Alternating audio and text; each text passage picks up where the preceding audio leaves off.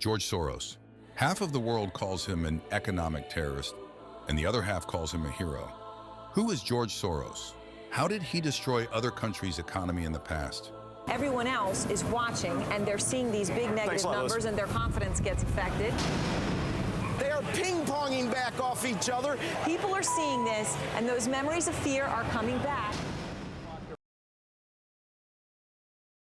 The world of finance is a complex ecosystem, teeming with predators and prey. But few have navigated its currents quite like George Soros. Born in Hungary in 1930, Soros' early life was marked by the upheaval of World War II.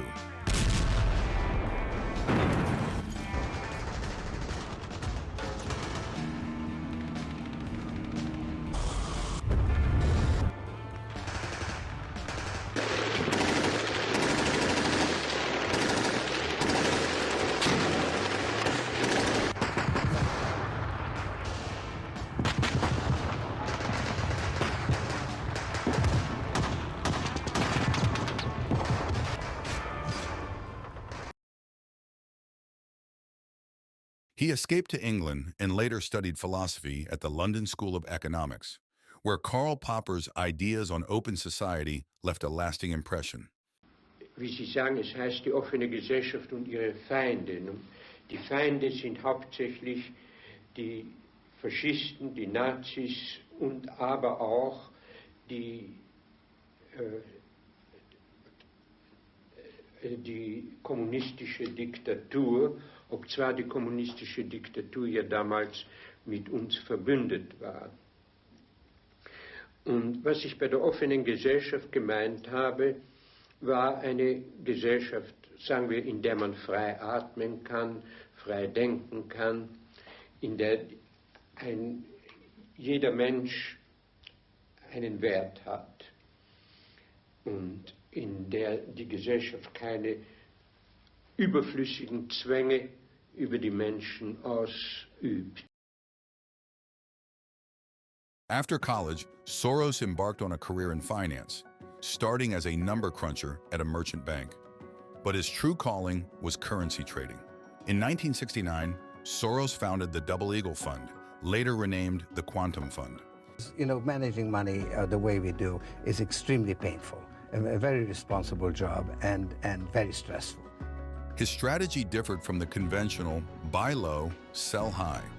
Soros looked for market inefficiencies and exploited them through a technique called reflexivity.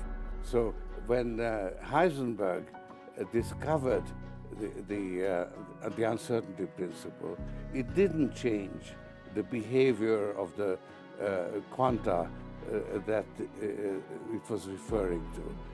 Whereas when you discover a theory about social affairs, it actually can change society. So when, let's say, Karl Marx proposed his theory of history, it actually changed his history. Soros's biggest triumph came in 1992. He saw the British pound overvalued and bet heavily against it, famously breaking the Bank of England. Today has been an extremely difficult and turbulent day. Massive speculative flows have continued to disrupt the functioning of the exchange rate mechanism. As chairman of the Council of European Finance Ministers, I have called a meeting of the Monetary Committee in Brussels urgently tonight to consider how stability can be restored to the foreign exchange markets. In the meantime, the government has concluded that Britain's best interests are served by suspending our membership of the exchange rate mechanism. As a result, the second of the two interest rate increases that I sanction today will not take place tomorrow, and minimum lending rate will be at 12% until conditions become calmer. I will be reporting to Cabinet, discussing the situation with colleagues tomorrow, and may make further statements then. But until then, I have nothing further to say. Thank you very much. 5 years ago today, the government faced one of the biggest financial crises in history. It was incredible. You can hear wave after wave of selling hitting the market. It was a day when the Bank of England lost billions and speculators made fortunes. It was in excess of $1 billion of profits. A day of disaster from which the government never recovered. It was quite clear the government was not in charge of events. I had no doubt we were in the middle of quite the biggest political crisis that I could remember.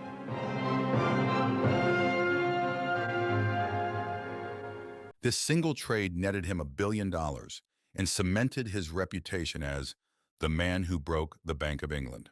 Soros' aggressive tactics earned him admirers and detractors alike. George Soros wants an open society because he is a globalist that would like to have an open borders, open society. If you Google Open Society Foundation, that's the foundation that gave HRC $100 million. He started Open Society. He was accused of market manipulation and profiting from economic instability. Beyond finance, Soros is a dedicated philanthropist. He established the Open Society Foundations, donating billions to promote democracy and education around the world. From the day-to-day operation of his businesses, and is giving away his billions now with the same determination that he made them in places like Haiti, a country that has less money in the bank than he does. Last month, he brought the First Lady with him for a look at some of the projects his foundation is funding. This is Mr. George Soros, and he's going to be helping the hospital. I was walking on the street from one bank to another trying to make the arrangement, and I thought I was going to have a heart attack.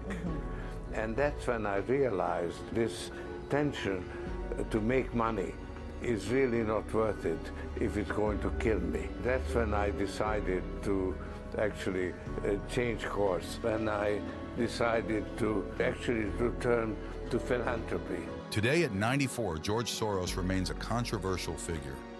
His financial brilliance is undeniable, but his legacy continues to be debated. I think that I've been blamed for everything. I am basically there to make money. I cannot and do not look at the social consequences of what I do. Love him or hate him, George Soros is an undeniable force in the world of finance and philanthropy. Whether he is a financial genius or a disruptive force, one thing is certain: George Soros' story is far from over.